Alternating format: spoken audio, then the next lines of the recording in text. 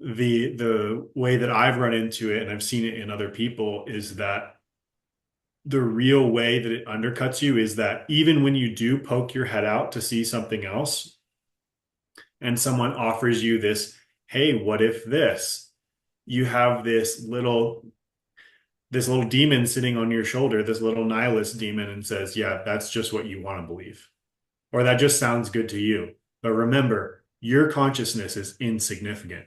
Your Right. consciousness is a meaningless byproduct of random nonsense. It doesn't amount to anything. It never meant anything. So anything that you feel like is exciting or hopeful or whatever, that's all just your imagination, bud. So that is, I think, the encapsulation, and I think I say this in this chapter, the encapsulation of nihilism is the assertion that your own consciousness is meaningless and insignificant. And that is the real handicapping nature of it, because then even if it's not that you're not looking for new ideas, it's just that any new idea that comes in, is shot down by this idea of, oh, but that's an idea in the head of a meaningless being whose inside of their head is meaningless and insignificant.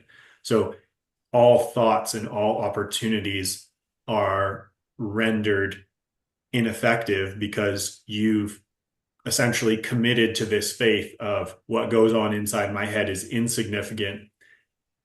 There's a performative contradiction there, but essentially it's like, well, unless I can report it in a data set of something I observe, like sure that it went into my head and then came out, but it's about a data set about something, then that maybe that's important. But other than that, anything I hope for myself, any desires, longings, any dreams, all that stuff is, you know, wishy-washy nonsense. So I do think that's the core of nihilism, is that your own consciousness is insignificant. And that's the crazy thing about the reality of meaning. And again, it's like it does sound arrogant, or at least it sets up arrogance to be a problem.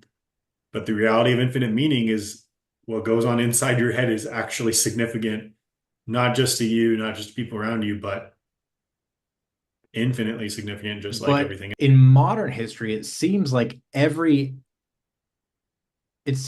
least in regards to a lot of the domestic issues that we've been facing, they can be derived from that nihilistic point of view, or that nihilistic belief system, that belief of that nothing has meaning. Like you don't see a lot of these individuals that go to schools and cause these atrocities. You don't see in manifestos like, oh, I had this great belief in God, and God said, it's always like, nothing has meaning, nothing, I don't, nothing there's no purpose to life, there's nothing. So I would say that, as more and more influential figures might be pushing this kind of way of thinking out there, in that, you can have the idea of like, oh yeah, there's no meaning to things, but I'm still going to don this subjective view that, well, there's meaning in my family, and so I'm going to at least just keep going, even though I know in the back of my mind that nothing has meaning. Mhm. Although maybe some people might be able to kid themselves into that belief without it eventually catching up to them.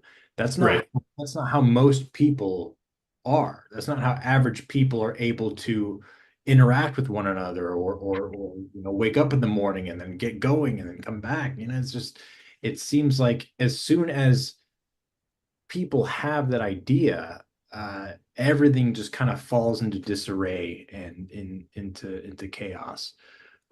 So I would say, that the solution, and I'm sure, this is just speculation, as I'm sure we're going to go through it deeper into the book, is you have to do that 180. You have to be able to uh, find the meaning in things, not only just as, this cup is a vessel for my beverage, or I love my dog on the couch, but what is the meaning, why, the purpose of taking breath consistently, of your heart beating in your chest, of you waking up in the morning, of the sun shining brightly outside. Like there's that interconnectedness. There's that umbrella of meaning that needs to be identified and accepted in your life, uh, for there to be any sense of true progress and stability.